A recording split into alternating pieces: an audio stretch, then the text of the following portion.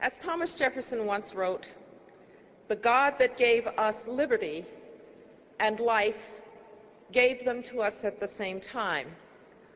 Moral clarity is an essential virtue in our world today, and for 60 years, cynics and skeptics have proven that we have been looking to false choices in the Middle East.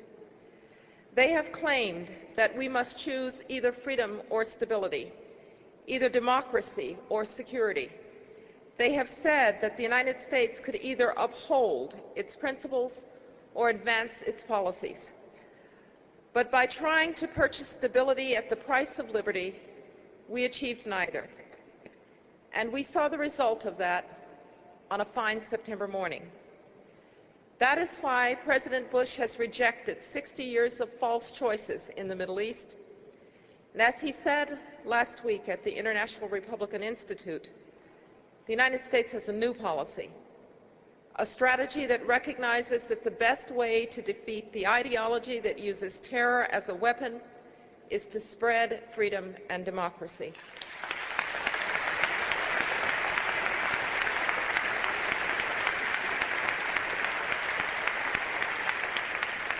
The President holds the deep belief that all human beings desire and deserve to live in liberty. This idea, of course, did not immediately find favor. Many continued to defend the false choices of the past. But we knew then, and we know now, America's message is clear. Our principles are sound and our policies are right. And today, the nations of the world are finally joining with the United States to support the cause of freedom.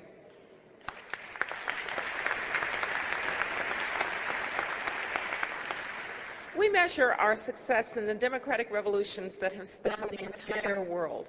Vibrant revolutions of rose and orange and purple and tulip and cedar. The destiny of the Middle East is bound up in this global expansion of freedom. The days of thinking that this region was somehow immune to democracy are over.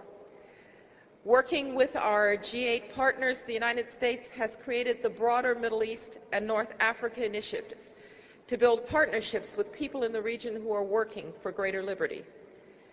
The flagship of this bold new policy is the Forum for the Future, an unprecedented international venue to amplify the voices of reform that are redefining the region. Together, we will tackle the urgent goals of the Forum: political openness, economic liberty, educational opportunity, and the empowerment of women. Today, nations all across the world are speaking a common language of reform, and they are helping citizens throughout the broader Middle East to transform the parameters of debate in their societies. The people of this region are expressing ideas and taking actions that would have been unthinkable only 1 year ago. Some in the Arab media have even asked why the only real democracies in the Middle East are found in the quote-unquote occupied lands of Iraq and the Palestinian territories. What an incredible thought. Today, citizens in the region are demanding that their governments respond to this simple, audacious question. And many states will have to answer their people's call for genuine reform. Jordan and Bahrain and Qatar and Morocco are all taking steps to introduce greater openness into their political systems. Egypt has amended its constitution with electoral reform, and even Saudi Arabia has held multiple elections. And just last week, remarkably, the Kuwaiti legislature granted its women citizens the right to vote.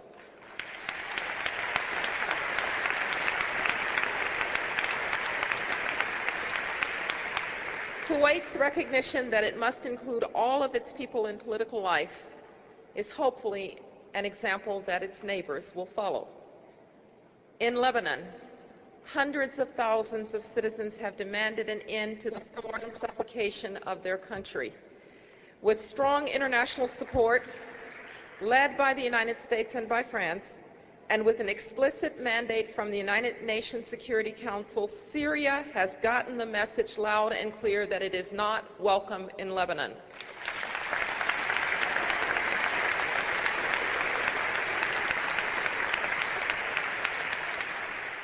The Syrian regime has withdrawn its decades-long military presence, and at the end of this month, the Lebanese people will go to the polls and set a new course of action.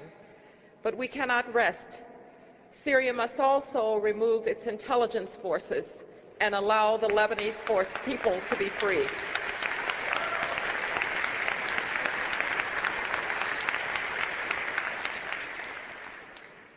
To be sure, a vital source of inspiration for all of these reformers comes from the people of Iraq, who defied threats of murder to vote in free elections in January. They declared with one voice that the will of the people, not the whim of a dictator, would determine Iraq's future. They declared with that same voice that no Iraqi regime would ever again torture its people, invade its neighbors, attack its neighbors, and offer financial incentives to Palestinian homicide bombers.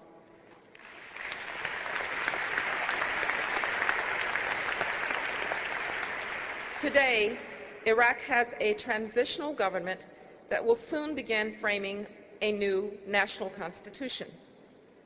Free nations everywhere have rallied to Iraq's side. There is a coalition of 30 countries helping the Iraqi people to defend themselves from murderers and terrorists.